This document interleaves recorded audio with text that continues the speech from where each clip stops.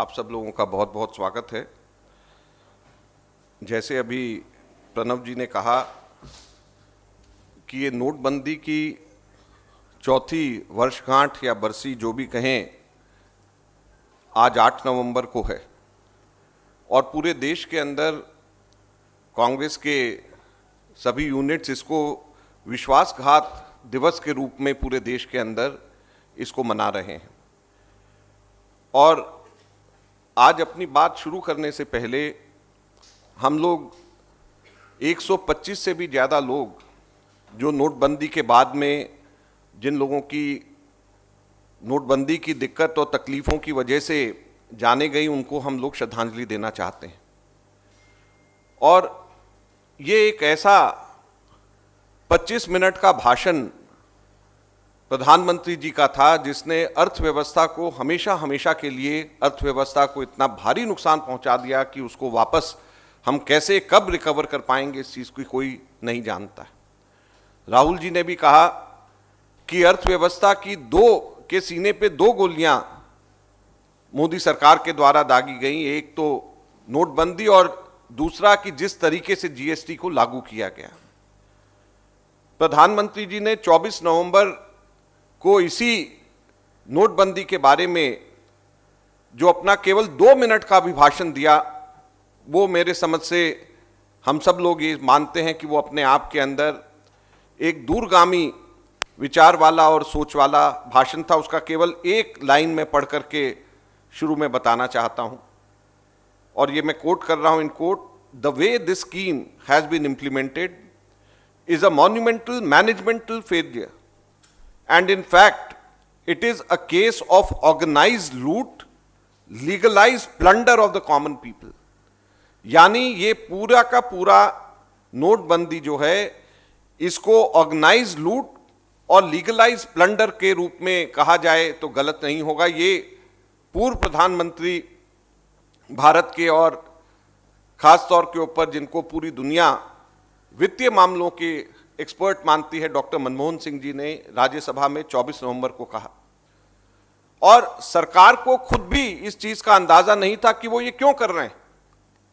लिहाजा 8 अलग अलग कारण अलग अलग समय के ऊपर दिए गए। मैं आप लोगों को आज हमारी प्रेस रिलीज के साथ में एक 3 पेज का और अलग से डॉक्यूमेंट दे रहे हैं, जिसमें हम डेट वाइज हम आपको बताएंगे कि कैसे कब कब ये गोल पोस्ट या कारण शिफ्ट करे गए कि क्यों ये नोटबंदी करे जा रही है और इससे क्या फायदा होगा। जैसे पहली बार जब 8 नवंबर को प्रधानमंत्री जी ने नोटबंदी क्यों कर रहे हैं इसके बारे में जब राष्ट्र के नाम संदेश दिया, तो उन्होंने 18 बार उन्होंने कहा कि काला धन को रोकने के लिए यह किया जा रहा है, और 5 बार यह कहा कि जाली नोटों को रोकने के लिए किया जा रहा है।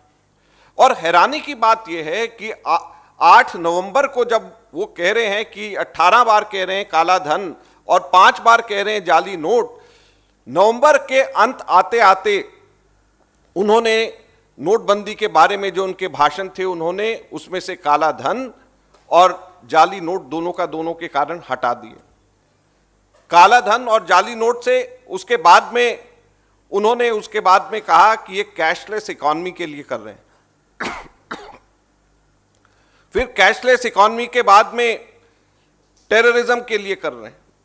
फिर उसके बाद में इनके एक इकोनॉमिक एडवाइजर ने कहा कि ये बैंक के अंदर सेविंग्स को बढ़ाने के लिए किया जा रहा है। फिर एक कारण दिया गया कि ये टैक्स बेस को बढ़ाने के लिए किया जा रहा है। फिर उसके बाद जनवरी के अंत में इनके एक और इकोनॉमिक एडवाइजर ये कहते हैं कि ये रियल एस्टेट प्राइजेस को कम करने के लिए किया जा रहा है। तो 8 अलग अलग कारण अलग अलग समय पे दिए गए और उन कारणों में से कोई भी कारण पूरा नहीं हुआ। लिहाजा आज चौथी वर्षगांठ पे कांग्रेस पार्टी 7 सवाल मोदी जी से और मोदी सरकार से नोटबंदी को लेकर के पूछना चाहती है। सबसे पहला सवाल, और इसके बारे में बहुत ही संक्षिप्त में मैं आपको थोड़ा थोड़ा उसके बाद में मैं बताऊंगा, पहले 7 सवाल एक साथ में मैं आप लोगों के सामने रखना चाहता हूं। क्या नोटबंदी ने भारत के अंदर काला धन और भ्रष्टाचार को कम करने में कुछ भी मदद करी है? पहला सवाल। दूसरा, कि नोटबंदी के बाद में जाली नोट क्यों हिंदुस्तान में बढ़ गए हैं, जबकि खुद मोदी सरकार ने, मोदी जी ने 8 नवंबर को 5 बार, जैसे मैंने कहा अपने भाषण में कहा कि जाली नोट खत्म करने के लिए कहे गए हैं। लेकिन मैं आपको बताऊंगा अभी आगे आंकड़ों से कि जाली नोट कैसे हिंदुस्तान में बढ़ गए हैं। और ये हमारे आंकड़े नहीं है, खुद सरकार के, भारत सरकार के आंकड़े हैं। तो हमारा प्रश्न है कि नोटबंदी के बाद में जाली नोट क्यों भारत में उनका संक्रमण बढ़ गया है। तीसरा, कि कैश ट्रांजैक्शन से कहते थे कम हो जाएगा इससे, तो नोटबंदी के बाद कैश ट्रांजैक्शन क्यों बढ़ गए? और दूसरा, इसके साथ और भी महत्वपूर्ण प्रश्न है इसी के साथ में कि क्या हिंदुस्तान में कैश ट्रांजैक्शन बंद होने चाहिए? क्या हिंदुस्तान ये अफोर्ड कर सकता है कि यहां पर पूरी की पूरी हमारी इकोनॉमी कैशलेस हो जाए? चौथा, कि क्या टेररिज्म इस डिमोनेटाइजेशन से कम हुआ है? पांचवा, जो बहुत महत्वपूर्ण है, कि क्या बैंकों के अंदर सेविंग्स बढ़ गई हैं? छठा, कि इन्होंने कहा था जैसे कि नोटबंदी के बाद रियल एस्टेट सेक्टर को बड़ा फायदा होगा, तो क्या रियल एस्टेट सेक्टर को फायदा हुआ है? आज रियल एस्टेट सेक्टर कहां पे है? और सातवां, जो सबसे महत्वपूर्ण प्रश्न है, कि डीमोनेटाइजेशन, नोटबंदी की वजह से भारत के अंदर बेरोजगारी जो बढ़ी है उसका कौन जिम्मेवार है, और इसका बेरोजगार और रोजगार के ऊपर इसका क्या असर पड़ा है, ये भी हम आप लोगों को बताना चाहेंगे। सबसे पहले काले धन के ऊपर आते हैं। आरबीआई के बोर्ड ने जब अपनी अप्रूवल डिमोनेटाइजेशन के लिए दी तो उन्होंने साफ ये उसके अंदर अप्रूवल में ही ये कहा कि भारत के अंदर काला धन लोगों का या तो सोना, गोल्ड के रूप में या रियल एस्टेट, जमीन के रूप में है। और इसके लिए, इस वजह से उनका यह मानना था कि इसका काला धन के ऊपर कोई असर नहीं होगा, और वही हुआ। टोटल 500 और 1000 के 15.41 लाख करोड़ रुपए के नोट सर्कुलेशन में थे, और नोटबंदी के बाद में इसमें से 99.3% नोट वापस आ गए। 15,31,000 लाख करोड़ रुपीस इसमें से जो 99.3% इसकी करेंसी है, जो हमारे कैश जो सर्कुलेशन में थी, वो वापस आ गई। तो जब वो वापस आ गई तो फिर काला धन कहां पे रहा? काला धन किस तरीके से रुका? भ्रष्टाचार को रोकने की बात करते हैं तो उसका भ्रष्टाचार का उसके ऊपर असर यह हुआ कि 2016 के बाद जहां जहां पर नॉन बीजेपी की गवर्नमेंट है वहां पर खूब खुल करके एमएलए की खरीद फरोख्त हुई। और यहां पे इस पोडियम से एआईसीसी के माध्यम से कई बार हमने आपको बताया, प्रूफ दिए, साबित किया कि किस तरीके से एमएलए की खरीद फरोख्त अनाप शनाप रेट्स के ऊपर कोशिशें करी जा रही हैं और कैसे हमारी सरकारों को डिस्टेबलाइज करा जा रहा है। यह भ्रष्टाचार का यह नतीजा है नोटबंदी के बाद में। तो इसका जवाब क्या मोदी सरकार देगी? दूसरा प्रश्न बहुत महत्वपूर्ण है, जाली नोटों के बारे में। इनका यह कहना है, मोदी जी का यह कहना था, मानना था कि इससे जाली नोट एकदम बंद हो जाएंगे। मैंने जैसे आपको पहले 2 बार बता चुका हूं कि 5 बार इन्होंने 8 नवंबर को जाली नोट की बात कही, लेकिन उसका असली में जाली नोट का क्या आंकड़े हैं? NCRB, national crime record bureau, जो कि होम मिनिस्ट्री के अंडर आता है, और एज एमओएस होम मैं खुद इस डिपार्टमेंट का इंचार्ज था एक समय के ऊपर, तो मैं आपको बताना चाहता हूं कि एनसीआरबी का की जो स्टैटिस्टिक्स है, जो डेटा है, जो लेटेस्ट रिपोर्ट है अभी 2020 में रिलीज हुई है, उसके अनुसार 2016 में 15 करोड़ 90 लाख रुपए के फेक करेंसी केवल एक वर्ष के अंदर उस वक्त आए थे। उसके बाद में 2017 से लेकर के 2019 तक 3 वर्षों के अंदर जो जाली नोट हैं, फेक करेंसी नोट जो हैं, वो 116 करोड़ 85 लाख रुपए आए। यानी प्रति वर्ष औसतन जहां पर पहले 15.9 करोड़ था, वो बढ़ करके अब जो है औसतन हर एक साल के अंदर बढ़ करके लगभग 3 गुना बढ़ गया है, जो कि फेक करेंसी जाली नोट जो बरामद हो रहे हैं। ये खुद एनसीआरबी के आंकड़े हैं।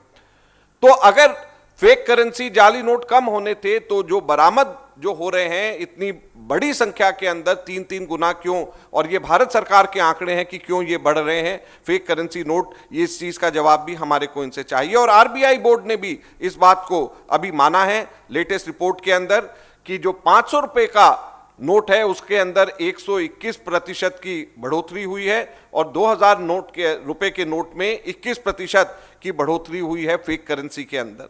तो जब ये सरकारी आंकड़े ये कह रहे हैं कि इतने फेक करेंसी बढ़ रही है, तो फिर भारत सरकार का जो मेन जो कारण शुरू में जो इन्होंने बोला था कि जाली नोट हम कम कर देंगे तो जाली नोट बढ़ रहे हैं, तो पूरी तरीके से ये सरकार विफल हुई है। तीसरा कि ये कैश ट्रांजैक्शंस क्यों बढ़ रहे हैं। पहले जो है 177 खरब की कैश ट्रांजैक्शन होती थी 2016 से पहले, अब 177 खरब से बढ़ करके 220 खरब की कैश ट्रांजैक्शन है, ये खुद आरबीआई के आंकड़े हैं। तो जब इतनी बड़ी तादाद के अंदर कैश ट्रांजैक्शन बढ़ रही है, तो ये कैश ट्रांजैक्शंस बढ़ने के वजह से अब जो मोदी सरकार का उस वक्त जो बहाना और जो कारण बताते थे वो भी पूरी तरीके से जमीन पे गिर गया है। इस समय यह भी प्रश्न बड़ा उठता है कि क्या कैशलेस इकॉनमी भारत को सूट करती है, क्या भारत को जरूरत है कैशलेस इकॉनमी की। जर्मनी में 80% टोटल ट्रांजैक्शन कैश में होता है, ऑस्ट्रेलिया में 60% टोटल ट्रांजैक्शन कैश में होता है, कनाडा में 56% टोटल ट्रांजैक्शन कैश में होता है, अमेरिका के अंदर 46% टोटल ट्रांजैक्शन कैश में होता है। तो जब ये डेवलप्ड कंट्रीज में 80 से लेकर के 50-60% ट्रांजैक्शन कैश में होते हैं, तो भारत के अंदर क्या जरूरत पड़ गई कि हम लोग कैशलेस ट्रांजैक्शंस के ऊपर हम लोग जा रहे हैं, जबकि सब लोग जानते हैं कि भारत की इकॉनमी जो है वो कैश के ऊपर इकॉनमी हमारे भारत के अंदर चलती है। तो क्या कारण, हमारे यहां पे प्रतिदिन 1 लाख करोड़ रुपए का ट्रांजैक्शन होता है, और अगर यही ट्रांजैक्शन 1 लाख करोड़ का बैंक के केवल माध्यम से या कार्ड्स के माध्यम से हो, पेटीएम टाइप की चीजों के माध्यम से हो, आपके फोन के माध्यम से हो, तो 2% ट्रांजैक्शन फीस कटती है। आप लोगों ने कभी भी अगर इस्तेमाल किया होगा तो 2% सीधे के सीधे कट जाता है। 1 लाख करोड़ का हमारे देश के अंदर प्रतिदिन ट्रांजैक्शन होता है। यह बड़ी महत्वपूर्ण बात है दोस्तों। 1 लाख करोड़ में से 2% ट्रांजैक्शन का अगर फीस कट जाए तो 2000 करोड़ रुपया प्रतिदिन होता है, यानी 1 साल के अंदर 7,30,000 करोड़ रुपए का मुनाफा पेटीएम जैसी या किसी और कंपनी जैसों की कंपनी के उनकी जेब में देने की यह साजिश है। 7,30,000 करोड़ रुपया, और 7,30,000 करोड़ कितना होता है, ये आप इस चीज से अंदाजा लगाएं कि हमारे देश का पूरा डिफेंस का बजट 4,71,000 करोड़ है।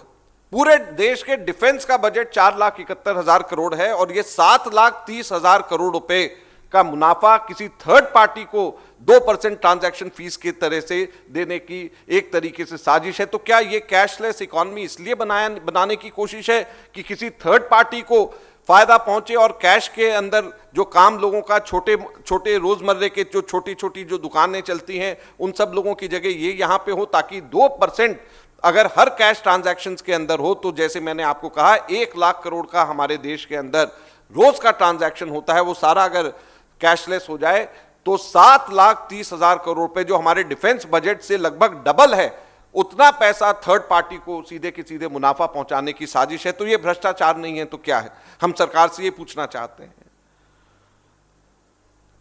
फिर इन्होंने कहा कि इससे टेररिज्म कम हो जाएगा। आतंकवाद से जो जाने हमारे देश के अंदर गई हैं, उसके अंदर 2015 और 2018 के बीच में 30% की बढ़ोतरी हुई है। जो घटनाएं आतंकवाद की 2014 और 2018 के बीच में हुई हैं, उसमें 166% की बढ़ोतरी हुई है। तो अगर ये बढ़ोतरी हुई है तो फिर इसका आतंकवाद को निपटने में फायदा हो रहा है या नुकसान हो रहा है। 5वां बड़ा महत्वपूर्ण मुद्दा है, इन्होंने कहा कि सेविंग डिपॉजिट्स हमारे बैंक्स के अंदर बढ़ जाएंगे नोटबंदी से। मैं अब आपको ये आंकड़े दे रहा हूं, ये आरबीआई की लेटेस्ट रिपोर्ट है, अभी 3 महीने पहले की।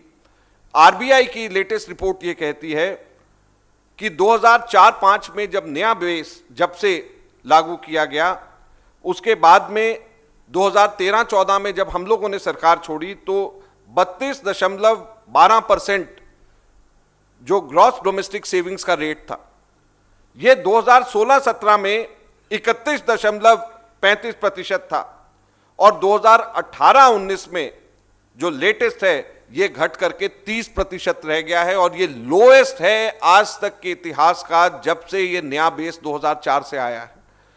2004 से जो नया बेस आया है उससे लोएस्ट उसके अंदर 30.11% ग्रॉस डोमेस्टिक सेविंग्स हैं, जो कि नोटबंदी के बाद ये कहते थे कि हमारी सेविंग्स बढ़ जाएंगी, बढ़ने की जगह वो सेविंग्स, ग्रॉस डोमेस्टिक सेविंग्स, और ये मैं 2018-19 की बात कर रहा हूं, कोविड से आने की पहले की बात कर रहा हूं, ये इसका कोरोना वायरस से कोई लेना देना नहीं, ये 2018-19 की बात है। तो अभी तो और भी स्थिति खराब होगी। तो ऐसी स्थिति के अंदर ये नोटबंदी के बाद में लेकर के आए हैं कि जो हमारे देश के अंदर हमारे जो बचत हमारे घरों के अंदर होती थी, ग्रॉस डोमेस्टिक सेविंग्स जो हमारी होती थी, जो हमारे परिवारों की सुरक्षा कवच एक तरीके से होता था, उसके अंदर भी कमी, एक निरंतर कमी आई है, और ये लोएस्ट एवर है 2004 से, जब से नया बेस हम लोगों के यहाँ पे देश में हमारे बना है। रियल एस्टेट का छठा पॉइंट हमारा है कि रियल एस्टेट ने डिमोनेटाइजेशन के बाद में कैसा परफॉर्म किया है। तो इस वक्त हमारे देश के अंदर 13,19,000 मकान खाली हैं, 13,19,000 मकान बन करके पड़े हुए हैं और खाली हैं, कोई उनको खरीदने वाला नहीं है। ये गुड़गांव, नोएडा, ये सब जगहों के ऊपर इस तरीके से हमारे देश में हर शहर के अंदर ये मकान बन करके तैयार हैं, और इनकी टोटल वैल्यू 9,38,000 लाख करोड़ रुपया है, 9.38 लाख करोड़ रुपीस इसकी वैल्यू है, और ये सारे के सारे मकान हमारे बन करके तैयार पड़े हुए हैं, और यहाँ पर इनमें कोई खरीदने वाला, इनके अंदर कोई आने वाला नहीं है। आखिर में जो सबसे महत्वपूर्ण बात है उससे मैं समाप्त करना चाहता हूँ कि कैसे नोटबंदी ने भारत के अंदर बेरोजगारी को पैदा किया। अजीम प्रेमजी यूनिवर्सिटी ने इसका सर्वे कराया था, और उन्होंने 2016 और 2018 के बीच में उनका यह आंकलन था कि 50 लाख रोजगार, 50 लाख जॉब्स लोगों के खत्म हुए थे नोटबंदी के बाद में, नोटबंदी की वजह से। सीएमआई की एक रिपोर्ट ने यह कहा कि 1,10,00,000 जॉब जो हैं 2018 तक के अकेले नोटबंदी की वजह से गए हैं। सीएमआई ने तो इसको 1,10,00,000 नौकरियों का इन्होंने बोला था। प्रणव जी ने भी शुरुआत में बोला कि कैसे इनफॉर्मल इकॉनमी, हमारे जो छोटे रेहड़ी पटरी वाले जो लोग थे, जो छोटे रोजमर्रा के काम करने वाले लोग हैं, उन लोगों की अर्थव्यवस्था के ऊपर भी कैसे विपरीत प्रभाव नोटबंदी का पड़ा, ये भी हम सब लोगों ने उस वक्त देखा। तो आज नोटबंदी के चौथी वर्षगांठ के ऊपर, जहां पर पूरे देश के अंदर कांग्रेस के लोग इसको विश्वासघात दिवस के तौर के ऊपर मना रहे हैं, जहां पर 125 लोगों को कांग्रेस पार्टी श्रद्धांजलि देना चाहती है, 125 से भी अधिक लोग जो नोटबंदी के अंदर लाइनों में लग के, तकलीफों में आकर के जिन लोगों की जानें गई, वहां पर सरकार से ये 7 प्रश्न भी हम लोगों ने पूछे हैं। हम उम्मीद करते हैं कि सरकार और भारतीय जनता पार्टी बताएगी कि नोटबंदी जैसा कदम जो भारत सरकार ने, नरेंद्र मोदी जी ने 25 मिनट के अपने भाषण में दिया, उसका क्या असर, क्या सकारात्मक आज उसके नतीजे मिले हैं। आज भारत की जनता, देश की जनता ये भी जानना चाहती है। मोदी जी ने बड़े बड़े भाषण करे, बड़ी बड़ी बातें करी, चौक पे खड़े होकर के कोई भी सजा मुझे दे दें, मैं लेने को तैयार हूं, अगर दिक्कतें दूर ना हो, अगर इसका फायदा ना हो, तो ऐसी ऐसी बातें मोदी जी ने उस वक्त करी। तो आज कांग्रेस पार्टी जानना चाहती है कि जो 7 सवाल, 7 प्रश्न हमने नोटबंदी को लेकर के करे हैं, इनका जवाब दें, बताएं कि किस प्रकार से देश को फायदा हुआ, चाहे वो रोजगार का मसला हो, चाहे काला धन का मसला हो, चाहे जाली नोटों का मसला हो, हर तरीके से हर जगह के ऊपर सरकार विफल रही है, पूरी तरीके से विफल रही है। ये हमने आंकड़ों के द्वारा और सरकारी आंकड़ों के द्वारा हमने आज देश की जनता के सामने रखा है, और हम उम्मीद करते हैं कि मोदी जी और भारत सरकार और भारतीय जनता पार्टी इन 7 प्रश्नों का जवाब जरूर देगी। नमस्कार। धन्यवाद। सवाल पहले सुमोटो पे ले लेंगे, उसके बाद फिर अगले शो पे लेंगे। सर, आप लोगों ने कहा कि नोटबंदी के तो 7 सवाल किए और कई असर हुए हैं, रोजगार पे भी असर हुआ। आपका एक 7वें सवाल में बिहार में विधानसभा चुनाव भी हुए हैं, रोजगार को आपकी पार्टी और महागठबंधन ने एक बड़ा मसला उठाया, तो आपको लगता है कि एग्जिट पोल में जो नतीजे आ रहे हैं उसमें रोजगार ने एक बड़ा रोल प्ले किया? देखिए, रोजगार तो पूरी एक बड़ी विफलता भारतीय जनता पार्टी की और जहां जहां पे एनडीए की सरकारें हैं वहां पे है ही है। और इसी वजह से जब हमारे गठबंधन ने कहा कि हम 10 लाख नौकरियां देंगे, तो पहले जो नीतीश कुमार मजाक उड़ा रहे थे, उन्होंने उसके बाद उसी को कॉपी करना शुरू कर दिया। तो जाहिर बात है कि आज ना केवल बिहार में बल्कि पूरे देश में युवाओं के अंदर एक बहुत बड़ा गुस्सा है।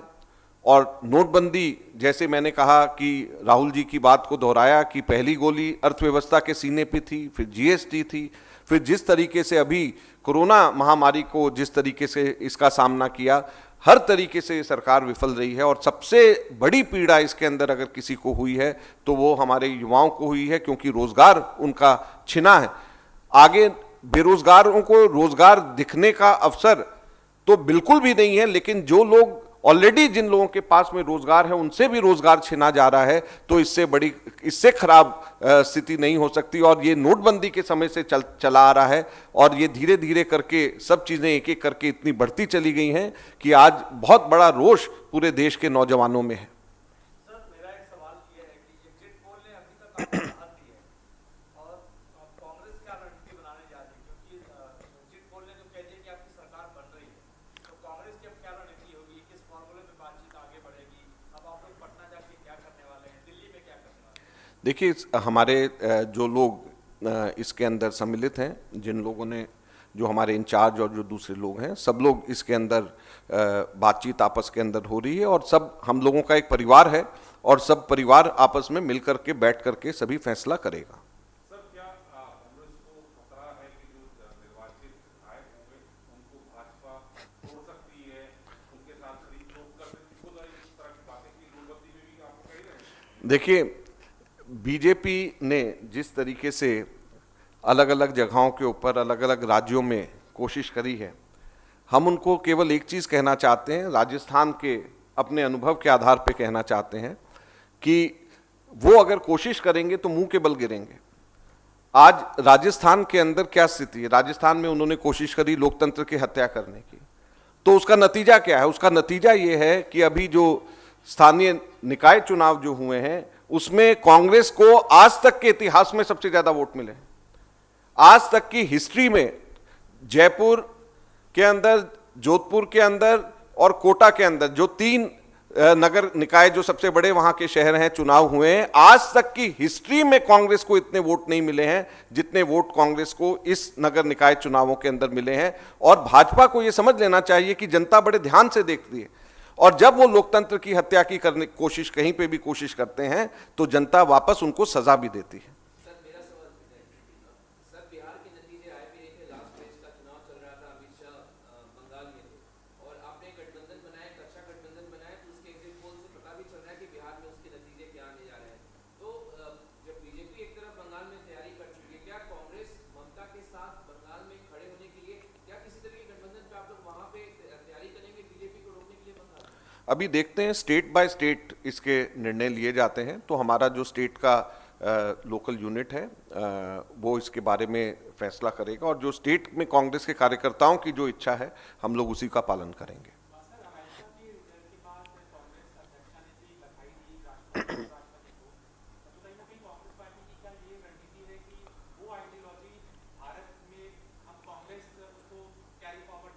देखिए, हम लोग जो हैं, कांग्रेस पार्टी का ये मानना है कि हम किसी भी और दूसरे देश के उनकी राजनीति के अंदर हस्तक्षेप हमको नहीं करना चाहिए और ये हमारा मानना हमेशा से रहा है। और जब हमारी सरकार भी रही है, हमने कभी भी दूसरे देश की राजनीति के अंदर हस्तक्षेप करने की कोशिश नहीं करी है।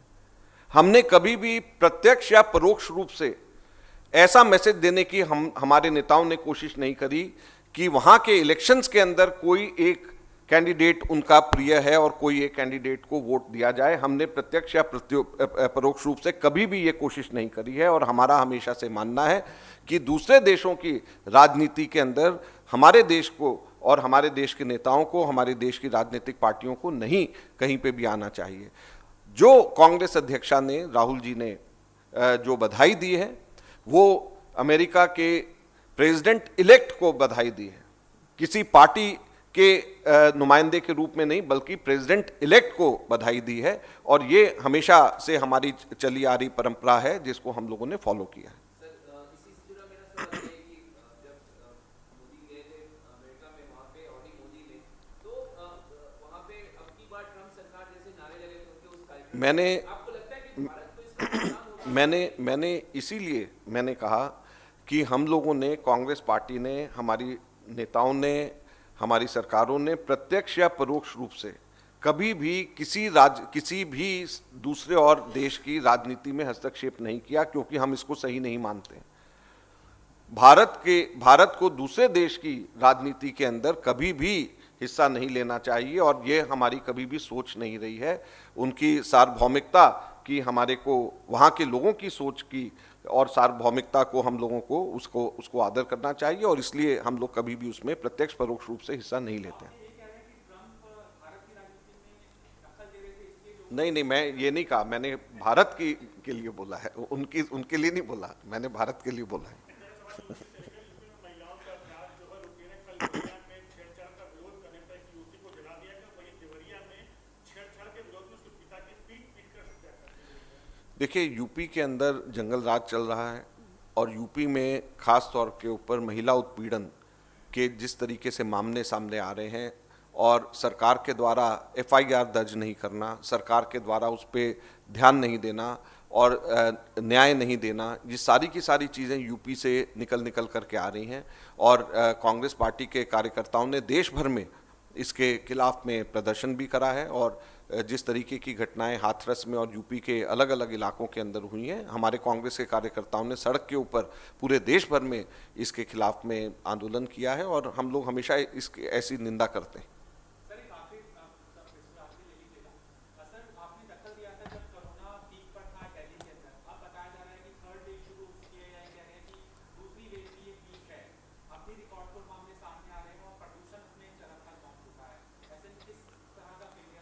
देखिए, हम लोग नेशनल ह्यूमन राइट्स कमीशन में गए थे, और वहाँ पर नेशनल ह्यूमन राइट्स कमीशन में मैंने जब डाला तो ह्यूमन राइट्स कमीशन ने मेरे एप्लीकेशन का संज्ञान लेते हुए उन्होंने दिल्ली सरकार और केंद्र सरकार दोनों को नोटिस दिया और कहा कि ये ह्यूमन राइट वायलेशन का मामला है, और मानव अधिकार का मामला खुद ह्यूमन राइट्स कमीशन ने माना, और बड़े सख्त हिदायत दिल्ली सरकार और केंद्र सरकार को दिया। दुख की बात यह है कि सिवाय लीपापोती, सिवाय एडवर्टीजमेंट्स और सिवाय आंकड़ों को छिपाने की अलावा दोनों सरकारों ने कुछ नहीं किया। दिल्ली सरकार ने जिस वक्त मात्र 30-40 सिर्फ केस प्रतिदिन आ रहे थे, तो ऐसे समय के ऊपर तो पूरा का पूरा लॉकडाउन दिल्ली और केंद्र सरकार ने कर दिया। अब जब दिल्ली के अंदर 7,000 से अधिक केस आ रहे हैं, तो दिल्ली के अंदर सब चीजें खोलते जा रहे हैं। तो ये इस चीज का कैसे कोई जवाब देगा? क्या साइंटिफिक इन लोगों की सोच है दिल्ली के अंदर, दिल्ली जैसी जगह में जहां पर केस निरंतर बढ़ते जा रहे हैं? और दिल्ली सरकार जो है, एक तो प्रदूषण रोकने में कामयाब नहीं हुई है, सारी चीजें वो पड़ोस की सरकारों के ऊपर डालते हैं। सार्वजनिक परिवहन व्यवस्था यहां पूरी तरीके से चरमरा गई है। एक भी DTC की नई बस पिछले 6 साल के अंदर दिल्ली सरकार के द्वारा खरीदी नहीं गई है। और दूसरा, किसी भी तरीके से ये हेल्थ सेक्टर की बात करते हैं, आज सारे मोहल्ला क्लिनिक इनके बंद पड़े हैं। ये हेल्थ सेक्टर की बात करते हैं कि इन्होंने बहुत काम किया है। तो अगर बहुत काम किया है तो ऐसा क्यों है कि सरकारी अस्पताल के अंदर बिस्तरे खाली हैं, और प्राइवेट अस्पताल में 5-5, 7-7 लाख रुपए लोग खर्च करके वहां पे जा रहे हैं, और वहां पे बिस्तरे नहीं मिल रहे। सरकारी हॉस्पिटल के अंदर खाली पड़े। लोग जो हैं 5 लाख, 7 लाख, 10 लाख रुपए लोग अपनी जेब से दे करके प्राइवेट हॉस्पिटल्स में दिल्ली के अंदर जा रहे हैं, लेकिन सरकारी हॉस्पिटल्स जो हैं ये कहते हैं कि खाली पड़े हैं। तो जब लोग पैसे दे करके देना जिन लोगों को मंजूर है, लेकिन गवर्नमेंट हॉस्पिटल्स में नहीं जा रहे, तो ये अपने आप में साबित करता है कि किस प्रकार से सरकारी हॉस्पिटल्स की व्यवस्था है दिल्ली के अंदर। तो ये सरकार केवल विज्ञापनों की सरकार है, उसके अलावा इस सरकार ने कुछ नहीं किया। और मुझे पूरी उम्मीद है कि जो आज मैं इस दिल्ली सरकार के खिलाफ बोल रहा हूं, कल अखबारों में कुछ नहीं छपने वाला, क्योंकि जहां पे छपता है वहां पर विज्ञापन भी बंद हो जाता है।